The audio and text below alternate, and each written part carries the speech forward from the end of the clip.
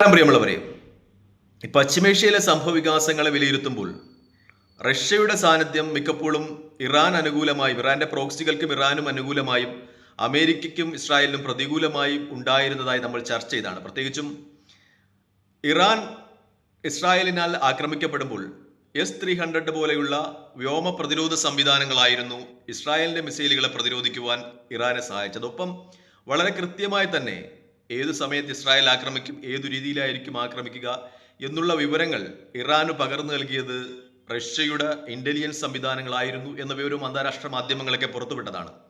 ഒപ്പം വടക്കൻ കൊറിയ അവരും ഇറാനെയും ഇറാന്റെ പ്രോക്സികളെയും വളരെ ശക്തമായി തന്നെ സഹായിച്ചിരുന്നു.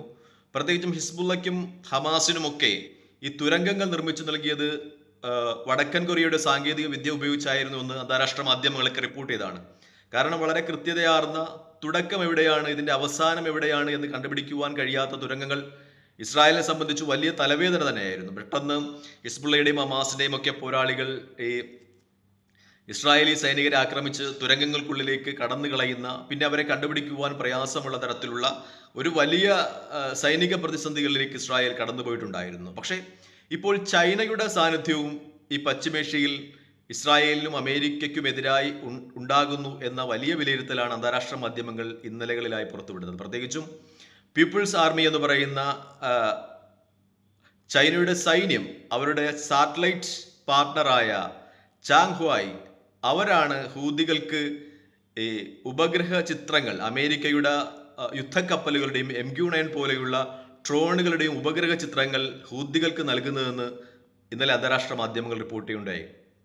ഈ MQ-9 അതുപോലെ ഹാരിസ് ട്രൂമാൻ പോലെയുള്ള അമേരിക്കയുടെ വിഖ്യാതങ്ങളായ കപ്പലുകൾക്കും ഡ്രോണുകൾക്കും ഇതിന് വളരെ കൃത്യതയാർന്ന ആക്രമണങ്ങൾ നടത്തുവാൻ ഹൂത്തികളെ സഹായിക്കുന്നത് ചൈന പകർന്നു നൽകിയ സാറ്റലൈറ്റ് ചിത്രങ്ങളാണ് എന്ന പ്രധാനപ്പെട്ട വാർത്തയാണ് അന്താരാഷ്ട്ര മാധ്യമങ്ങളിലൊക്കെ നിറഞ്ഞു നിൽക്കുന്ന ഏറ്റവും പ്രധാനപ്പെട്ട വാർത്ത. അതായത് ചൈന കിട്ടിയ അവസരം ഉപയോഗിക്കുകയാണ്. പശ്ചിമേഷ്യയിൽ അമേരിക്കൻ താൽപ്പര്യങ്ങൾക്കെതിരെ ചൈന ഇറാനെയും ഇറാന്റെ പ്രോക്സികളെയും സഹായിക്കുന്നു എന്നൊരു വസ്തുതയാണ് ഇതുമായി ബന്ധപ്പെട്ട് പുറത്തു വരുന്ന ഏറ്റവും പ്രധാനപ്പെട്ട കാര്യം. മറ്റൊന്ന് ഇതുമായി ചേർത്തു വെക്കേണ്ടതുണ്ട്.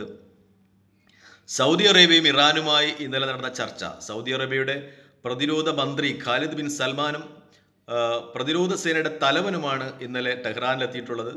എന്ന് പറയുമ്പോൾ അത് പരസ്പര സഹകരണത്തിന്, സൈനിക സഹകരണത്തിനാണ് എന്ന് വ്യക്തമാകുകയാണ്. കാരണം ഈ പ്രതിരോധ മന്ത്രി മാത്രമല്ല, സൈനിക തലവനും കൂടെ എത്തുകയാണ് ടെഹ്റാനിൽ. മാത്രമല്ല ഈ ഇറാന്റെ സൈനിക തലവനുമായി ഈ സൗദിയുടെ പ്രതിരോധ തലവനും ചർച്ച നടത്തുകയും ചെയ്യും. അപ്പോൾ ചർച്ചകൾക്ക് മാത്രമല്ല, പരസ്പര സൈനിക സഹായത്തിനും കൂടിയാണ്, സഹകരണത്തിനും കൂടിയാണ് ഇവർ വരുന്നത് എന്ന ഒരു ധാരണ അന്താരാഷ്ട്ര മാധ്യമങ്ങൾക്കിടയിൽ ഉണ്ട് എന്നാണ് ഏറ്റവും പ്രധാനപ്പെട്ട കാര്യം. മാത്രമല്ല ഇതിനെ തുടർന്ന് ആയത്തുള്ള അലി ഖംനൈ, ഇറാന്റെ ആത്മീയ നേതാവിന്റെ പ്രസ്താവനയും ഉണ്ടാകുന്നു. സൗദി അറേബ്യ സാങ്കേതിക സഹായം സ്വീകരിക്കുവാൻ തയ്യാറാണെങ്കിൽ ഇറാൻ സൗദി അറേബ്യക്ക് സാങ്കേതിക സഹായം നൽകുവാൻ തയ്യാറാണ് എന്നൊരു പ്രസ്താവന ആയത്തുള്ള അലി ഖംനയുടെ ഭാഗത്തു നിന്നുണ്ടാകുന്നു. ഇത് അന്താരാഷ്ട്ര മാധ്യമങ്ങൾ ഒരു വിശകലനത്തിലേക്ക് വരുമ്പോൾ അവർ വിശകലനം ചെയ്യുന്നത് എന്തെന്ന് വെച്ചാൽ, ഒരുപക്ഷെ ഇറാൻ ആണവ സാങ്കേതിക വിദ്യ വരെ സൗദി അറേബ്യക്ക് പകർന്നു നൽകും എന്ന രീതിയിലാണ്. അതായത് പരസ്പര സഹകരണം ഇറാനും സൗദിയും തമ്മിൽ ഉണ്ടാകുന്നു എന്നത് ഒരു വലിയ യാഥാർത്ഥ്യത്തിലേക്ക് കടന്നു വരുന്നു എന്നാണ് ഈ അവസരത്തിൽ ഏറ്റവും പ്രധാനപ്പെട്ട കാര്യം. മറ്റൊന്നുകൂടി അലി ഖാംനൈ അടിവരയിട്ട് പറയുന്നുണ്ട്. പരസ്പര സഹോദര രാഷ്ട്രങ്ങളുടെ സൗഹൃദം ബാഹ്യശക്തികളുടെ സ്വാധീനം ആ മേഖലയിൽ കുറയ്ക്കുമെന്നതുമായി ബന്ധപ്പെട്ടാണ്. അതായത് അദ്ദേഹം ഇറാനെയും സൗദിയും പരസ്പര സഹോദര രാജ്യങ്ങളായി വിശേഷിപ്പിക്കുന്നു. അവർ തമ്മിലുള്ള സഹകരണം അമേരിക്ക പോലുള്ള ബാഹ്യശക്തികളുടെ സ്വാധീനത്തെ ആ മേഖലയിൽ കുറയ്ക്കും എന്ന ഒരു പ്രസ്താവനയിൽ ഖാംനൈ അടിയുറച്ചു നിൽക്കുന്നു എന്നാണ്. അതായത് ഷിയാ സുന്നി ഒരു വൈരം പതിറ്റാണ്ടുകളായ ആ മേഖലയിൽ നിന്ന് ഷിയാ സുന്നി വൈരത്തിന്റെ മഞ്ഞുരുകുന്നു എന്നാണ് ഈ അവസരത്തിൽ ഏറ്റവും പ്രധാനപ്പെട്ട വാർത്തയെ അന്താരാഷ്ട്ര മാധ്യമങ്ങളിലൊക്കെ നിറഞ്ഞു നിൽക്കുന്ന വാർത്ത. മറ്റൊന്നും കൂടി നമ്മൾ ചേർത്ത് വെക്കേണ്ടതുണ്ട്. ഒക്ടോബറിൽ ഒമാൻ കടലിടുക്കിൽ സംയുക്ത സൈനിക അഭ്യാസം സൗദിയും ഇറാനും നടത്തിയിരുന്നു എന്നതും, അതായത് ആ മേഖലയിൽ ഈ പൊളിറ്റിക്സ്, പ്രവാചകന്റെ മുമ്പേ കാലത്തുണ്ടായിരുന്ന ഒരു വൈരമാണ് ഷിയാ സുന്നി വൈരം. അതിൽ രാഷ്ട്രീയമാണ് അതിന് പിന്നിലെ പ്രധാനപ്പെട്ട ഘടകം. ഈ മതപരം എന്നതിലപ്പുറം അതിൻ്റെ ഒരു മഞ്ഞുരുകുന്നു. സൗദിയും ഇറാനും ഒരു പൊതുശത്രുവിനെതിരെ ഒന്നിച്ചു നിൽക്കുന്നു എന്ന രീതിയിൽ തന്നെയുള്ള വാർത്തകൾ തന്നെയാണ് അന്താരാഷ്ട്ര മാധ്യമങ്ങൾ നിലനിൽക്കുന്നത്. ഇതിന് ചൈനയുടെ ഒരു മുൻകൈ ആണ് എന്ന രീതിയിൽ തന്നെയാണ് മാധ്യമങ്ങളുടെ വിലയിരുത്തൽ. നേരത്തെയും ഈ കോൺഫ്ലിക്റ്റുകൾ അവസാനിപ്പിക്കുവാൻ ചൈനയായിരുന്നു മുൻകൈയെടുത്തത്. അപ്പോൾ ചൈനയുടെ മുൻകൈയിൽ തന്നെയാണ് ഈ ചർച്ചകൾ പുരോഗമിക്കുന്നത് എന്ന വാർത്തയും പുറത്തു വരുന്ന ഏറ്റവും പ്രധാനപ്പെട്ട സംഭവവികാസമാണ്. ഞാനിതുമായി ഒരു സംഭവം കൂടി കൂട്ടിയോജിപ്പിക്കുകയാണ്. കാരണം ബസർ അൽ അസദിൻ്റെ ഭരണം സിറിയയിൽ അട്ടിമറിക്കപ്പെട്ടു.